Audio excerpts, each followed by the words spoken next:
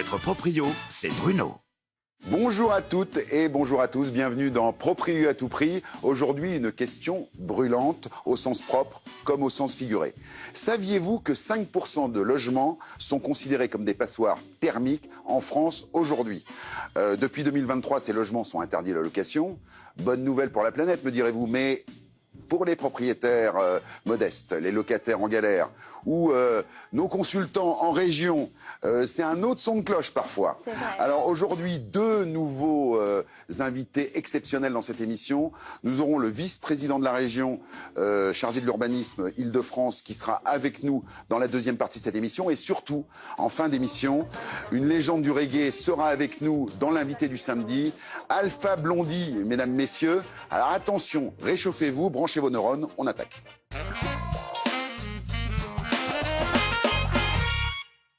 Un sujet brûlant, effectivement, les passoires énergétiques, une décision brutale avec nos consultants. On le verra, si effectivement c'est bien ou pas de réglementer toutes ces affaires. Les Vosges à l'honneur avec notre ami Virgile Mouillet. Comment Bonjour. ça va? Très bien, merci Bruno. Bon, tu nous as ramené, alors attention, on est dans Top Chef, hein, il nous a ramené... Fromage de Langres, pas loin de la ville de Langres, effectivement. Ouais. Hein, du plateau de Langres, voilà, Ouais. un beau fromage. Nelly, l'Est de la France représentée avec Metz. Bonjour, Comment ça va? Bah, ça va. Il y a Bon. le Festival des Constellations bientôt si tu as envie de venir sur Metz. Ah, parfait. Ça, c'est C'est quoi ce magnifique. festival? En fait, c'est tout ce qui est attaché à la lumière, effets spéciaux. Donc Ah, c'est génial. vraiment génial. Ouais. Bon. Ça se passe Alors, au mois de juin. Francis, alors là, tu nous as amené un plateau carrément. Alors, je vous ai ramené un plateau de mes amis, la famille Tissot, donc avec du jus de pomme, de la confiture, un rebloche, une tome en chocolat, des petits biscuits, etc. La Haute-Savoie, hein, à La l'honneur. Haute-Savoie à l'honneur. Bérengère est avec nous également, donc la Orange, le sud de la France. Donc il y a pas mal de choses qui se passent à Orange, hein. Le rugby. Le rugby, voilà, je vous ai envoyé quelques images du rugby club orangeois, club emblématique de la ville. Ouais. Tu joues au rugby, toi? J'ai joué au rugby. Non. J'ai joué au T'étais quoi? rugby, plutôt dans les piliers. Ah, les piliers. Voilà. Ah oui. Ah, faut pas l'embêter, Bérengère. Hein. Attention. Hein. Bon, on est là pour parler de passoires thermiques et non pas de piliers. Je vous propose qu'on commence avec un petit micro-trottoir comme on en a l'habitude. Vous allez voir ce que pensent les gens de la rue de ces passoires thermiques. Savez-vous ce qu'est une passoire thermique? Oui, ce sont les logements qui consomment trop d'énergie pour le chauffage. C'est tous les immeubles, les maisons, les appartements, tout ça, qui beaucoup de consommation en énergie. Pourquoi? Parce qu'ils ne sont pas isolés. Les logements qui sont classés DPE G. Oui, effectivement, oui, j'ai entendu dire que les logements G étaient interdits à la location. Le problème, c'est que les propriétaires, ils sont un petit peu dépassés parce que tout a augmenté, les matériaux, les main-d'œuvre, les TVA, Les propriétaires ont beaucoup de difficultés. et que les aides de l'État ne sont pas suffisantes pour aider ces personnes à faire des logements qui soient adéquats aux locataires. Si on est toujours dans cette optique de punir les gens, de les faire payer plutôt que de les inciter et leur donner, quoi. Si on a les moyens, oui, on déménage de la France, on va dans un pays chaud, mais là, c'est pas le cas. Alors au Luxembourg, il y a un passeport énergétique pour tout l'immeuble. Et en plus, il va beaucoup plus loin que G. Je crois qu'il va jusqu'au moins I. Ça vaut peut-être le coup d'aller habiter à Luxembourg. Bah, pour ça, oui. Pour les prix, c'est autre chose. Bon voilà, alors on le voit, hein, le bon sens de la rue comme d'habitude. Alors urgence climatique ou décision brutale? Votre position, un petit tour de table, Virgile, qu'est-ce que t'en penses? Pour moi, c'est pas brutal parce que ça fait longtemps qu'on en parle, mais c'est important de le faire puisque le prix de l'énergie s'envole. Il faut isoler nos maisons pour qu'on puisse économiser de l'argent, de l'énergie et pour la planète. En fait, à partir du moment où on va rénover un logement, il y a des statistiques qui disent qu'on va faire une économie de 512 € par foyer 512 € par an. Bah, c'est quand même énorme. C'est énorme. C'est énorme. Bon, c'est une moyenne. Hein. Bon, et toi, Francis? C'est économique, mais c'est aussi écologique. Il faut impérativement qu'on isole parce que les gaz à effet de serre, aujourd'hui, plus on va aller et moins ça va aller. D'accord. Donc du coup, il faut isoler. Qu'est-ce que tu en penses, toi, Bérengère, Alors de moi, tout ça me semble indispensable pour l'écologie, mais D'accord. aussi pour un peu faire face aux marchands de sommeil. Ouais, C'est pas brutal, ça fait un moment qu'on en parle, d'accord. notamment dans les centres-villes, où il y a énormément de logements insalubres qui peuvent être loués.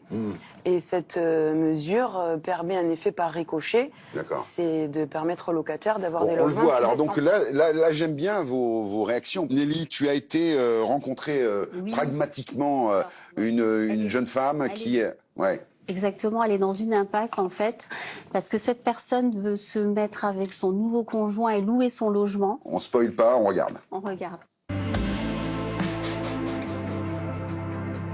Alors du coup, aujourd'hui, je souhaitais vous faire venir pour pouvoir effectuer un diagnostic par rapport à mon appartement. Je souhaite le mettre en location, donc je vais aller vivre avec mon conjoint. Donc aujourd'hui, il faut que je fasse un diagnostic pour voir si je peux le louer, du moins. Bien sûr. Pour ce faire, j'aurais besoin des documents que vous auriez en votre possession, ce qui concerne la copropriété, ce qui concerne des plans éventuels, et si vous avez des données techniques de vos éléments constructifs, la chaudière, les murs, etc., etc. Dans un premier temps, est-ce qu'il serait possible de faire le tour de votre logement? Oui, on va faire ça, puis je vais vous donner les documents dont vous avez besoin. Très bien. Alors, la pièce de vie, je présume. Oui, tout à fait. Donc là, j'ai déjà quelques questions, notamment les Velux. Est-ce qu'on a des volets? Alors non, pas de volets sur les Velux. Est-ce qu'on a des données techniques en ce qui concerne l'isolation des murs et des plafonds? Alors, mur et plafond non plus, non. Alors, du coup, dans la cuisine, donc j'ai la chaudière, effectivement. Et on n'a pas de données techniques concernant la chaudière non plus. Alors, Marion, est-ce qu'on a une idée de la date de construction de l'immeuble? Alors, oui, 1820, exactement. 1820, tout à fait, oui. Est-ce qu'on a une trappe d'accès dans les combles? C'est pour vérifier justement si, encore une fois, on a présence ou pas d'isolant. D'accord. Ce qui sera un facteur déterminant pour la note du DPE.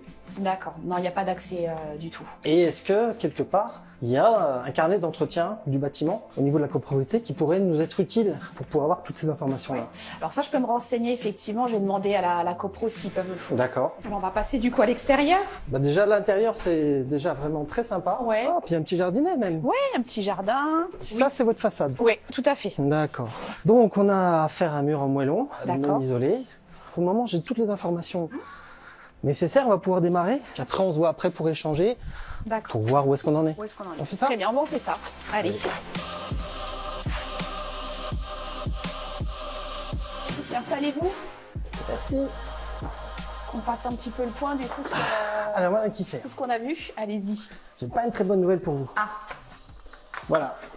Votre DPE, je suis désolé. D'accord. Il est en G. Il est en G. Tout à D'accord, fait. ok.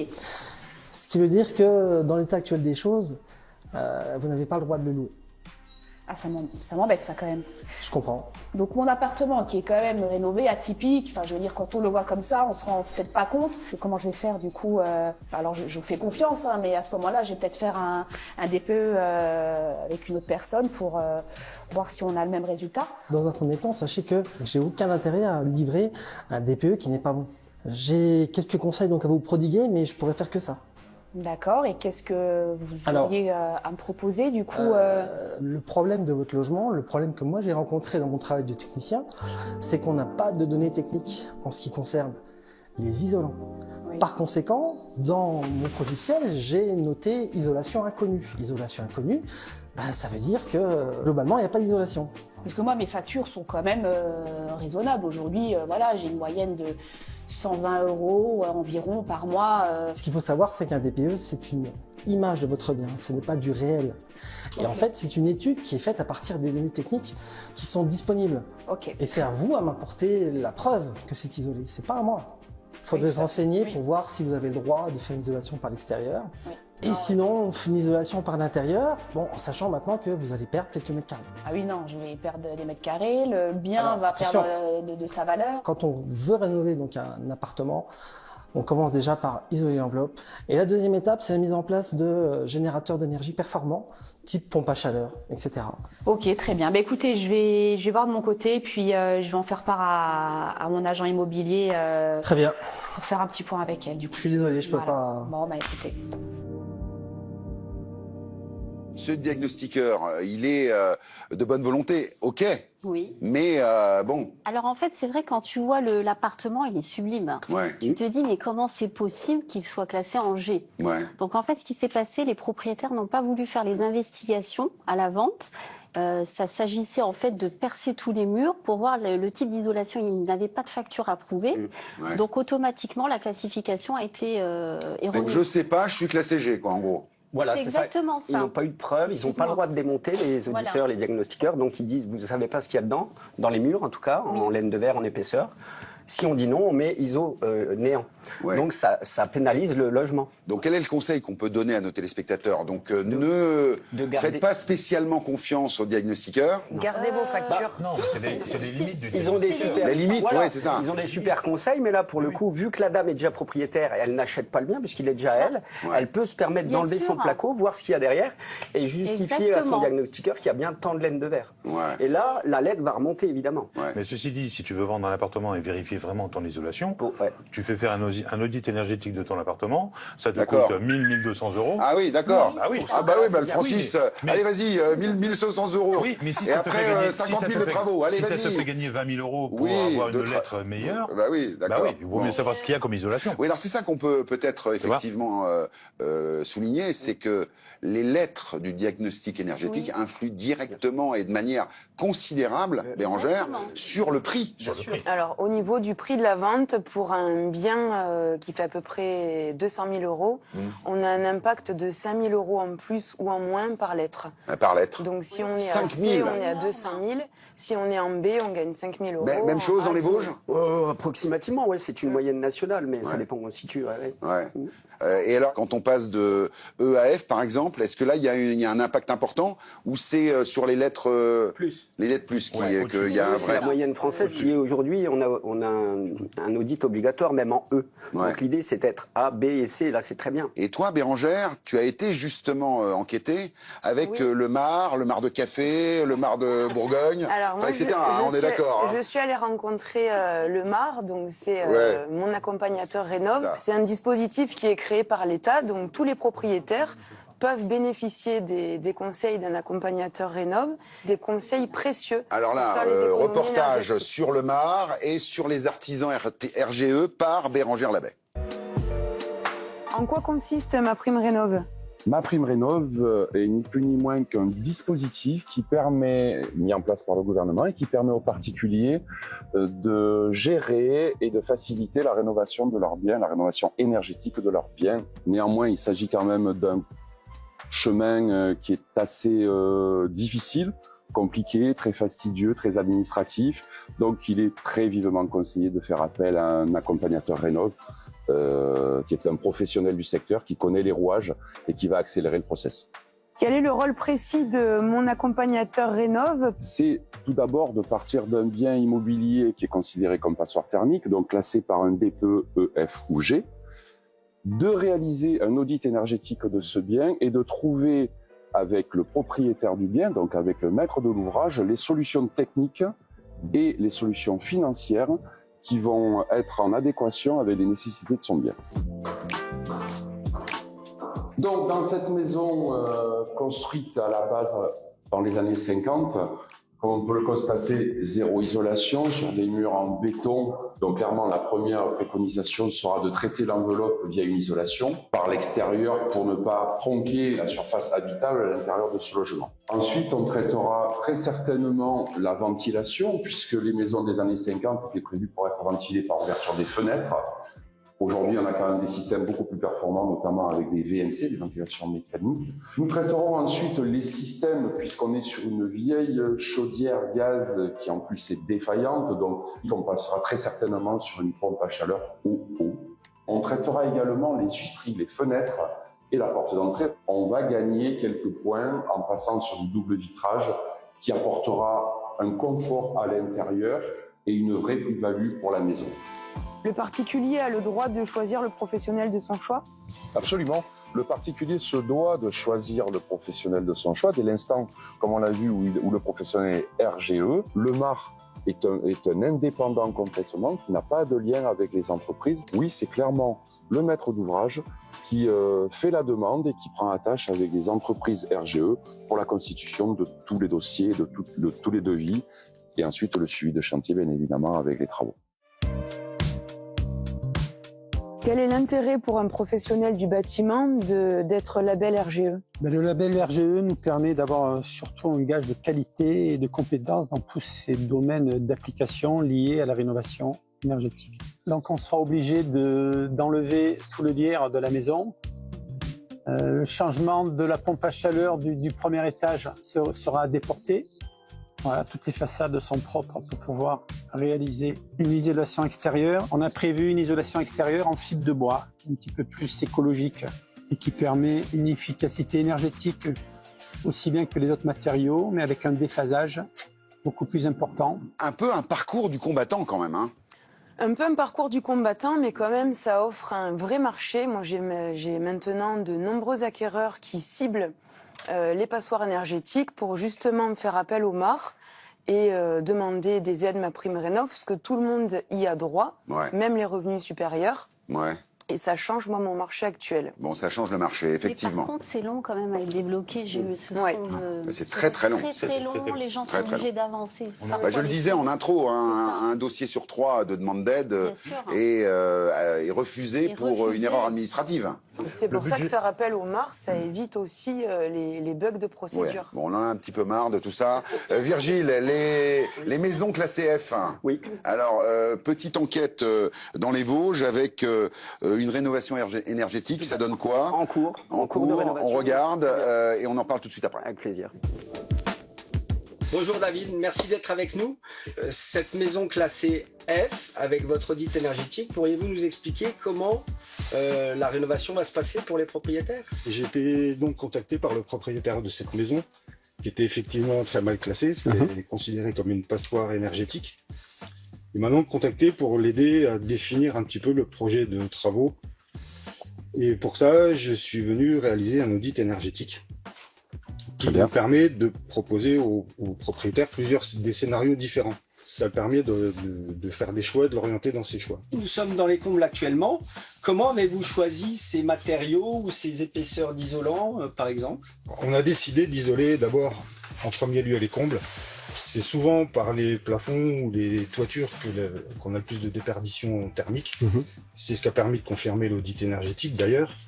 On avait un comble qui était très mal isolé, avec un isolant vieux, tassé, posé directement sous des lambris, donc pas du tout étanche à l'air, un mauvais confort d'été et une mauvaise isolation pour l'hiver. Donc on a décidé de traiter l'isolation des combles avec une laine de bois, qui est très intéressante au niveau du déphasage thermique pour le confort d'été, et de traiter en même temps l'étanchéité à l'air, pour éviter d'avoir des fuites d'air parasites et de sentir des courants d'air. Par contre, qu'est-ce que c'est que cette porte avec un ventilateur intégré, David, s'il vous plaît? C'est ce qu'on appelle une porte soufflante. C'est un dispositif qui va nous permettre de mesurer l'étanchéité à l'air de la maison et de contrôler la qualité de pose justement de la membrane d'étanchéité à l'air.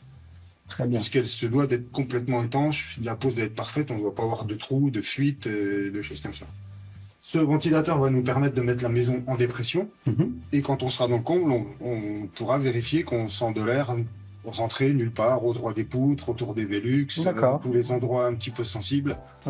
On va pouvoir vérifier que c'est bien étanche. Très bien. Vous le faites à l'œil nu ou Alors on a des appareils, on peut s'aider d'une caméra thermique, on peut s'aider d'une machine à fumer. Très bien. Ça dépend un petit peu des cas, de ce qu'on cherche et de quelles conditions on travaille. Isolation des combles, fenêtre de toit, ventilation. Qu'est-ce qui nous manque? Très important. Très important. Et en fait, on a fini également par changer le système de chauffage et de production d'eau chaude. D'accord. Puisque c'était à l'origine une chaudière fuel ancienne qui consommait beaucoup et qui n'était pas très performante. On a pris le parti d'installer une pompe à chaleur RO. Donc on va chauffer l'eau dans les radiateurs à la place de la chaudière tout simplement. Et elle va également produire l'eau chaude sanitaire. Bon, là, des très très bons conseils, Virgile. Là. Donc, on est sur quelque chose qui, finalement, est assez maîtrisable. Tout à fait. Il faut contrôler en fait les travaux. Donc David, l'auditeur, commence à faire un audit. Ensuite dit il faut faire tel travaux. Et en intermédiaire, il vient contrôler avant qu'il replaque tout. Il vient voir si tout est bien pour pas à la fin redémonter tout.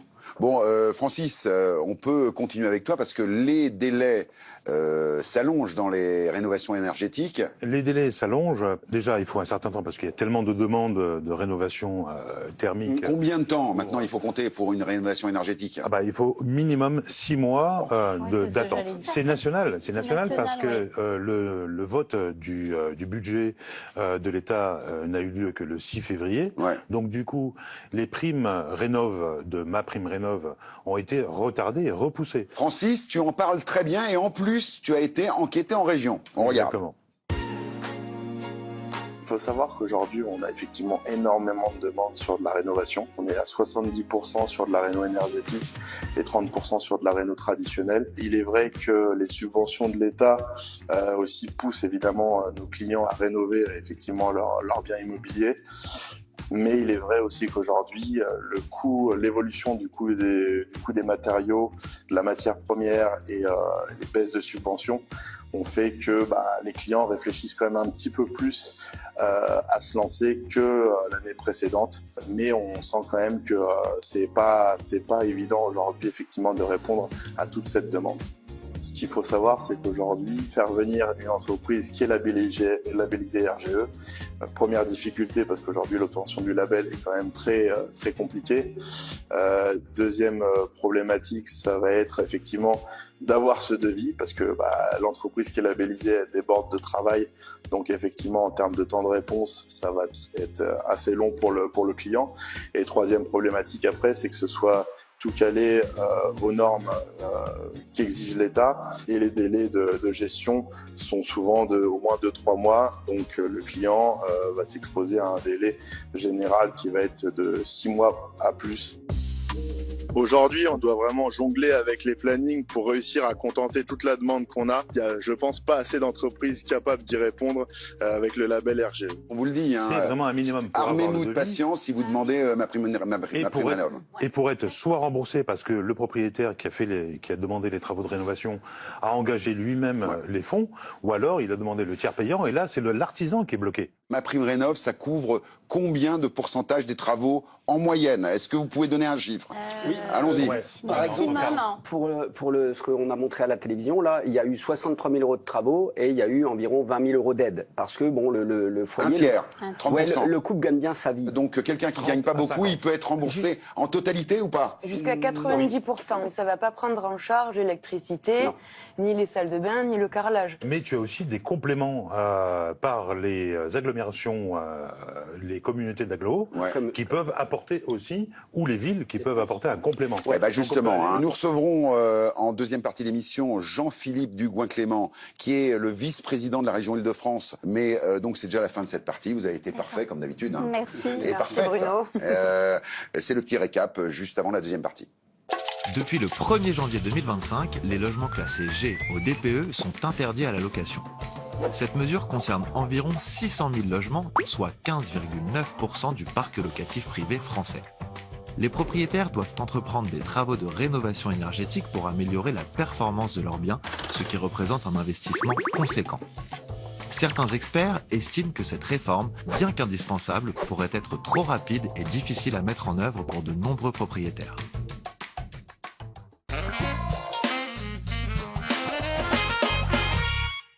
Passoire thermique, urgence ou décision brutale, c'est le sujet de cette émission. Et dans cette deuxième partie, on va regarder quels sont les effets pervers qui ont été, je dirais, subis par les Français pendant cette mise en application de toutes ces dispositions légales. 4 consultants au top. Michael est avec nous, le Marseille, bien évidemment. Ravi d'être là. Voilà, Fanny avec le Mont-Saint-Michel. Également. Farah Auxerre et bien évidemment le retour de la belle Aurélie qui nous vient de Corse. On est très très content que tu sois là. Je suis ravie d'être là, vraiment. On va parler donc avec toi, Michael, des effets pervers de ces dispositions. Là, tu as rencontré lors d'un reportage un locataire qui a dû quitter son logement. C'est ça, un locataire qui a dû quitter son logement. Ça a été une bonne chose parce que du coup, il a acheté sa résidence principale. Alors, je propose qu'on regarde ce témoignage. Effectivement, c'est édifiant. Depuis le 1er janvier 2025, on ne peut plus louer un logement classé G. Est-ce que tu peux nous expliquer ce qui s'est passé avec ton appartement et comment tu as vécu ce changement de loi de la part de l'État et de la part de ton propriétaire? Donc moi, c'était un appartement que j'occupais du coup depuis 6 ans, qui était tout refait à neuf en plus, donc j'étais très content. Là, donc l'agence de location m'informe qu'on doit faire un DPE. D'accord. Je fais faire du coup le DPE. Le DPE s'avère très mal noté. malgré la rénovation qui avait eu lieu avant que j'arrive. Donc là, on était en quoi quand le propriétaire te fournit le début? On était en G. Ok, d'accord, très bien. Parce que justement, on était en dernier étage, parce que les combles n'étaient pas isolés, qu'on était en angle en pignon. D'accord. Donc effectivement, on cochait toutes les cases pour être mal noté, quoi. Ok. Il a essayé de faire les travaux en changeant de double vitrage, par exemple, mais ça n'a pas suffi. Donc tu étais en simple vitrage.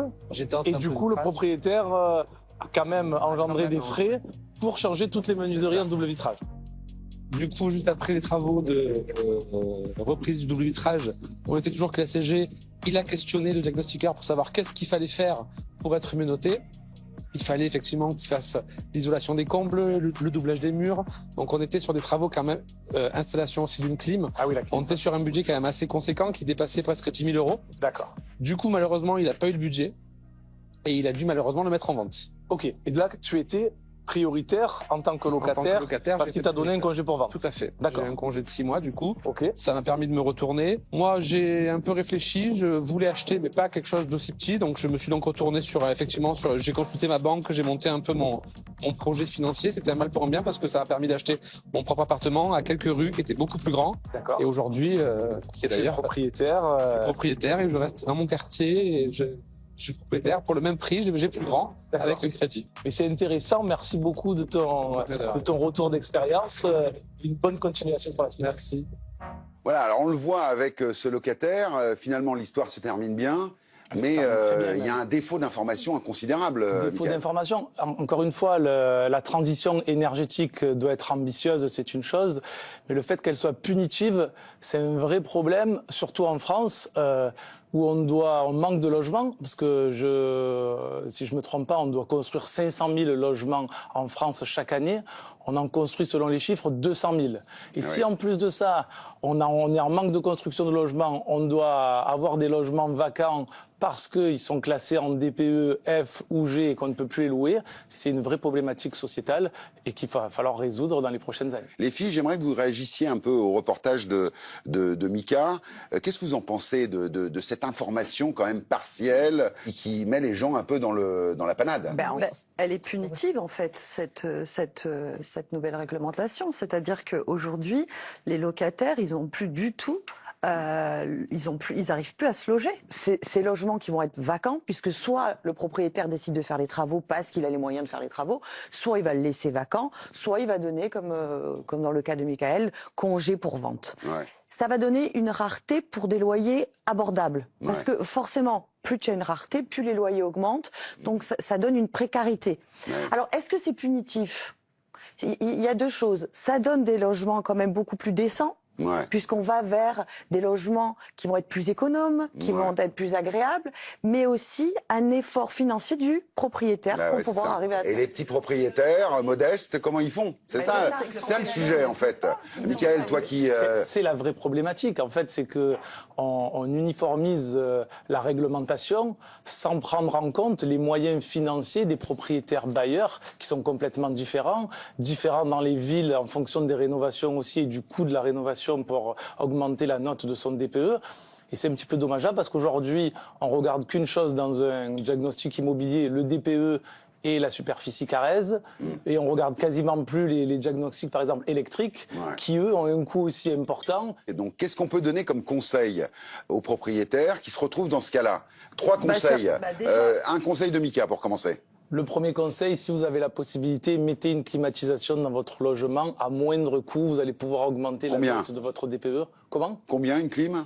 2000, 3000? 2000 €. 2000 €. Et si on a l'accord de la copro pour installer le groupe extérieur en façade, ça nous fait passer de E, voire F, à D, juste avec l'installation de la climatisation. Bon, Fanny, qu'est-ce que tu as comme... Isoler un minimum, isoler au moins les combles pour ces logements. Et là, le coût, c'est quoi alors? Le coût, c'est quoi pour isoler des combles? Isoler les combles, c'est entre 5 et 6 000 €. C'est pas ce qui coûte le plus cher. Et déjà, ça fait quand même gagner en termes de consommation. C'est déjà un moindre. Aurélie, est-ce que tu as un autre conseil? Ventilation, menuiserie extérieure. D'accord. Il y a plein de choses à voir. En fait, c'est les murs. Ça coûte combien, un menuisier extérieur, par exemple? Je sais pas, on va être dans les 1500 €. 1500 €. Donc 2 plus 6 plus 1500 par fenêtre, s'il y a 4 fenêtres, ça fait 10 000. Farah, on remet 6 000 pour Farah. Il y en a tout de suite pour 20 000 € si on veut rénover un logement. Mais attention, un logement classé G, on va dire un T3 de 60 mètres carrés, c'est un coût énergétique à l'année de 5-7 000 euros. Classé A, c'est 600-700 euros. Donc il y a quand même... 5 000 euros d'économie, toi? Ah ben bien sûr, en termes de consommation d'électricité, entre A et G, on a une énorme différence. Ça, c'est un chiffre intéressant. Mais l'amortissement sur plusieurs années, c'est fait, bien sûr. Et le locataire, forcément, il aura des factures beaucoup plus souples. Je sais que tu dois retourner à Marseille pour aider un propriétaire qui doit être classé G et que tu dois faire passer en A. Ça va nous donner l'occasion d'accueillir sur ce plateau le vice-président, les amis, de la région Île-de-France chargé de l'urbanisme, Jean-Philippe Digouin. Merci, Michael. Bon retour à Marseille. On accueille tout de suite, on peut peut-être presque lui faire une ovation. Hein. C'est bravo d'être là. Bonjour. Merci beaucoup. Qu'est-ce que pense le vice-président de la région de toutes ces mesures de diagnostic, de rénovation, d'interdiction à la location? On est sur toute une série de réglementations environnementales qui partent d'un principe vertueux, d'un point de vue environnemental, d'un point de vue des valeurs, d'un point de vue de la lutte contre le réchauffement climatique, mais qui, dans leur mesure, dans le détail de leur application, dans le calendrier de leur application, ont des effets pervers absolu et qu'il est urgent de revoir et de corriger. Lesquels? Là où le bas blesse, c'est on a mis un calendrier qui est totalement intenable sur les interdictions de mise en location, ce qui était présenté dans le cadre du reportage. On le dit, depuis début 2025, F et G inlouables. F et G inlouables, et surtout, je vais venir dessus, on est sur un calendrier qui va jusqu'à 2034 sur les catégories E, qui peut avoir des effets socialement absolument dévastateurs. Mais d'une part, on a mis un calendrier qui n'est pas tenable. On est parti sur des interdictions de location plutôt que sur des pénalisations pour essayer d'inciter à aller plus vite, à faire plus. Et on n'a pas tenu compte d'un certain nombre de spécificités qui empêchent de faire des travaux. Et en fait, aujourd'hui, toute la question qui se pose, c'est d'essayer d'arriver à modifier ce système pour éviter de créer une bombe sociale. Vous savez, on est dans un pays, il y a 4 300 000 mal logés. En Île-de-France, 1 300 000 mal logés pour 12 300 000 habitants, c'est plus de 10% de la population. 5 millions de passoires thermiques. On manque de logements, cruellement. La France, c'est deux réalités. C'est la France rurale, avec souvent des logements vacants, ce qui permet à des fonctionnaires de Bercy de vous dire qu'il n'y a pas de problème du logement en France parce qu'il y a 3 millions de logements vacants, mais c'est dans des territoires qui sont en déperdition, en déprise. Et puis il y a la France des secteurs métropolitains, l'Île-de-France, l'arc méditerranée, l'arc atlantique, la métropole lyonnaise, la métropole lilloise, qui connaissent des crises du logement terribles. Et avec un manque de logement, une part de logement qui a fui vers le Airbnb, vers la location touristique de courte durée, mais qui du coup ne bénéficie plus aux Français. Et là, on va sortir des dizaines de milliers de logements du parc locatif. On a un problème majeur. Vous savez, en Île-de-France, quand on va arriver à l'étiquette E, c'est pratiquement 50% du parc qui n'est plus louable. C'est ça qui nous intéresse. Qu'est-ce que vous, en tant que président, vice-président de la région, chargé de l'urbanisme, vous recommandez précisément?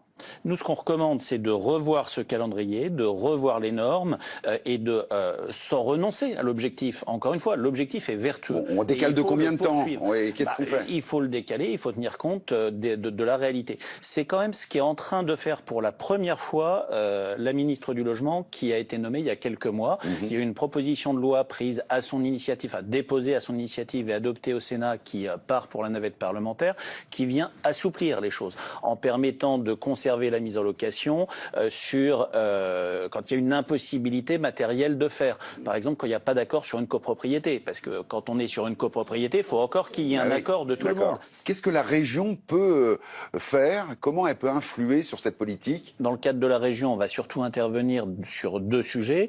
On va soutenir financièrement les ALEC. En fait, c'est les organismes qui viennent accompagner les particuliers sur le montage des dossiers de rénovation. Elles vont assurer des missions de service public gratuitement, mais elles ne vont pas financer les travaux. Donc ça va vraiment être cette phase d'accompagnement. Et puis jusqu'à cette année, et le fait que la région Île-de-France a bénéficié de 320 millions de recettes en moins de la part de l'État cette année, on accompagnait la rénovation des copropriétés privées. Là, on a été obligé de suspendre ces dispositifs cette année, parce que 320 millions d'euros de moins sur un budget de 5 milliards, je ne fais pas de dessin, mais c'est quelque chose qui fait mal. 7%, on espère 8%, pouvoir le reprendre. On espère pouvoir le reprendre. Et puis une deuxième chose sur laquelle il faudrait s'interroger, mais ça c'est totalement français, on est dans le pays le plus centralisé des grands pays démocratiques. On impose la même règle sur tout le territoire. Dire qu'on sort des logements du parc. Quand vous êtes dans des départements comme la Loire-Atlantique, comme les Bouches-du-Rhône, comme les départements franciliens, c'est une folie. On manque déjà de logements. Et puis, deuxième chose, on impose la même règle, qu'on soit à Montpellier ou à Strasbourg. L'idée et l'objectif de la loi initiale, c'était de faire des économies sur le chauffage et sur la production de CO2. La notion de chauffage est absolument pas la même en fonction des territorialités. Et à aucun moment sur cette loi, on est venu sur la question. Jean-Philippe, ça fait du bien d'entendre du bon sens. On essaye de se bagarrer pour. Après, la balle, elle est aujourd'hui chez les parlementaires, elle est chez le gouvernement. On a une ministre du Logement, ce qui n'était pas le cas préalablement, qui a conscience de ça, qui porte les dossiers. Fanny, pour terminer. Je pense quand même que c'est une bonne chose et certains propriétaires bailleurs abusaient quand même du fait de ne pas louer des logements corrects. Décent. Donc je trouve que c'est quand même une bonne chose. Après, effectivement, les corps de métier de l'artisanat, etc., se retrouvent un peu bloqués en disant on a tous les chantiers. Donc si la loi reste comme ça, mais en voyant juste une histoire de date, je pense que c'est quand même bien. Ce sera le mot de la fin, Jean-Philippe. Merci beaucoup d'avoir été à nos côtés, de nous avoir éclairé un petit peu. On sent quand même qu'il y a une volonté, mais que ça va être dur. Il faut être réaliste. Et là où il y a une volonté, il y a un chemin, disait Kennedy. Voilà. Bon, en tout cas, on suivra ça de près. Merci beaucoup du témoignage. On va continuer avec une copro bloquée par les DPE. Justement, on en parlait un petit peu. C'est un sujet. Regardez le reportage.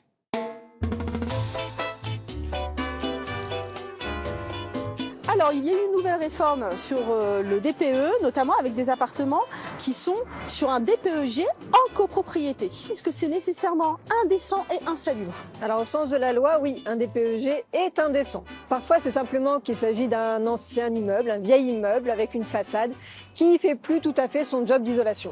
D'accord, donc indécent, qu'est-ce que ça veut dire indécent? Indécent, typiquement, ça veut dire qu'un locataire ne peut pas y vivre dans des conditions dignes. Maintenant, si jamais on est sur un immeuble où il y a un propriétaire qui a un appartement, où le DPE est G, quelle est la conséquence pour lui et quelles sont les mesures qu'il peut mettre en place pour améliorer ça? Alors, il doit réaliser des travaux, donc ça peut être du double vitrage, ça peut être de l'isolation par l'intérieur, ou ça peut être changer ses radiateurs qui sont un peu anciens. Si en faisant ces travaux-là, ça suffit, très bien. Mais parfois, ça ne suffit pas parce que le problème vient de l'isolation du mur de façade, par exemple. C'est un cas typique. Dans ce cas-là, ça veut dire qu'il faut que le syndicat des copropriétaires, donc l'ensemble de l'immeuble, décide de faire des travaux de la totalité de sa façade. Mais si les copropriétaires refusent, dans ce cas-là, il faut absolument que celui qui a demandé la réalisation de ces travaux conteste ce refus devant le tribunal judiciaire. Et ce, dans les 2 mois suivant la réception du procès-verbal de l'Assemblée. S'il ne le fait pas, la décision deviendra définitive. S'il conteste, il a de fortes chances d'obtenir une décision qui lui sera favorable par le tribunal. Et même plus, le syndicat des copropriétaires pourrait être condamné à lui payer des dommages et intérêts. Merci beaucoup Myriam. Avec plaisir, Amel. À bientôt. À très vite. Un reportage effectivement extrêmement complet sur la copropriété avec Amal qui est effectivement avec nous en plateau. Est-ce que tu peux, pour clôturer cette enquête très complète, nous donner les conseils pour éviter de ne pas pouvoir louer en G? Déjà, si je suis propriétaire d'un DPEG, j'ai un mouchoir, je l'utilise à fond, mais effectivement, il y a des